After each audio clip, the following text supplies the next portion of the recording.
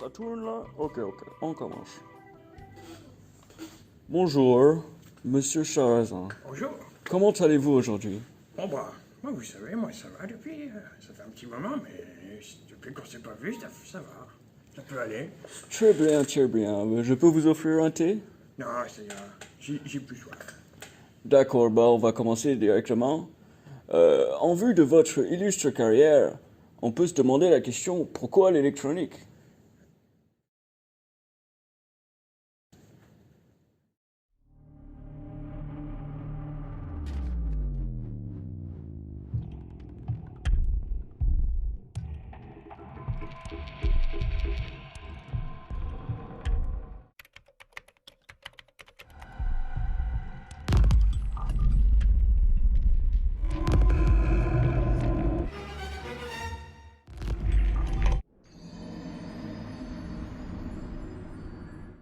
C'est arrivé quand même plutôt brutalement.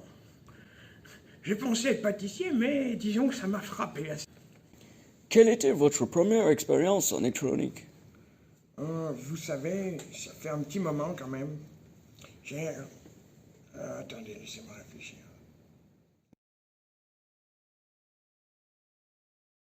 Bienvenue dans le groupe SEB. Pour le contexte, le groupe SEB est numéro 1 dans le monde pour tout ce qui concerne le petit équipement domestique. Vous connaissez très certainement le groupe SEB puisque la grande majorité de leurs produits font partie intégrante de notre quotidien.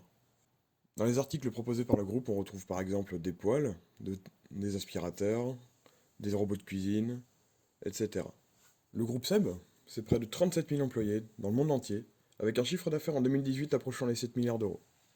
Donc 41%, donc près de la moitié, réalisé en Europe occidentale. Le groupe SEB est une société française. C'est pour cette raison que la majorité de sites de fabrication se situent en France ou dans la proximité en Europe. Cependant, on retrouve aussi quelques usines en dehors du territoire européen, majoritairement en Chine, ainsi que Vietnam, Inde, Brésil, etc. Parmi les marques du groupe, on retrouve Keller, spécialisé dans le soin du linge et soin de la personne.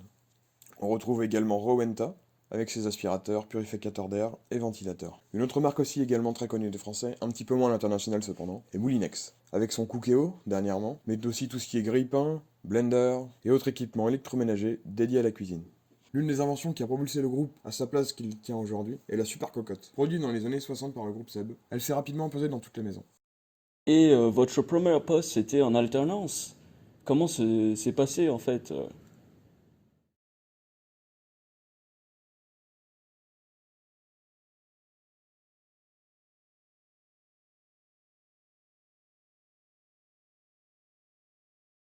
L'une des missions qui m'a été confiée est la notation d'images d'un dataset.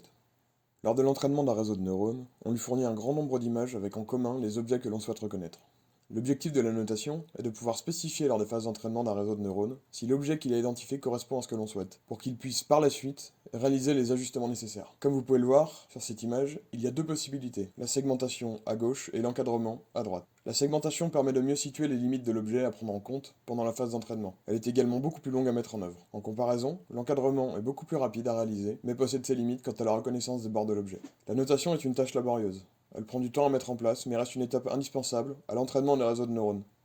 Nous sommes deux à travailler sur l'annotation du dataset, qui comprend plus de 8000 images. Comptez 1 heure et demie pour une centaine d'images. Je vous laisse faire le calcul pour vous faire une idée du temps nécessaire. Une autre mission qui m'a été donnée est le développement de la partie électronique et software de la chaîne de mesure d'un nouveau concept de produit. La chaîne de mesure en question est basée sur un capteur de couleur. Le premier prototype avait déjà été réalisé. J'ai donc été chargé dans un premier temps de caractériser la chaîne de mesure pour valider son fonctionnement. Je suis donc amené à modifier la partie hardware du système pour l'optimiser. J'ai donc été amené à modifier la partie hardware du système pour optimiser les niveaux de mesure. Un autre aspect de cette mission est la rédaction du logiciel embarqué sur carte, programmé en C. La dernière mission que l'on m'a confiée est l'étude de différents capteurs d'empreinte. L'objectif avant tout est de caractériser les capteurs pour identifier les possibilités qu'offrent les différentes technologies. Je dispose de plusieurs cartes de démonstration de différents fabricants, qu'il faut tester et comparer pour analyser le fonctionnement de plusieurs capteurs de technologies potentiellement différentes. L'une des premières étapes consiste à extraire les données brutes du capteur. Le seul problème avec de telles données, c'est que sans moyen de les afficher, il est difficile de savoir si ce que l'on lit est valide ou non.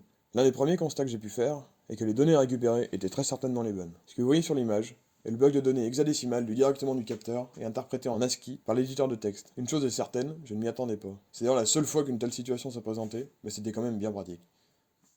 Ce bloc de données m'a bien servi par la suite, pour développer l'interpréteur d'image écrit en Python. L'étape suivante est l'implémentation sur microcontrôleur des API de reconnaissance d'empreintes propriétaires fournies par les fabricants. Voici globalement comment ça s'est passé. Jonathan, est-ce que tu pourras commencer l'implémentation de l'appli, s'il te plaît? Ok, je m'en occupe.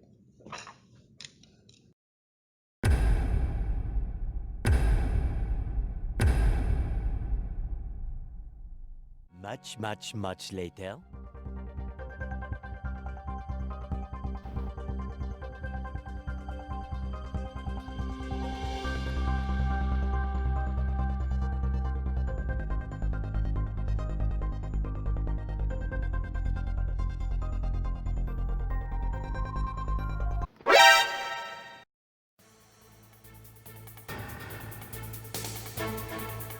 Ce charabin.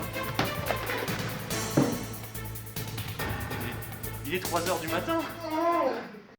Bon, ok, c'est pas vraiment ce qui s'est passé. Ça pourrait plus se résumer comme ça.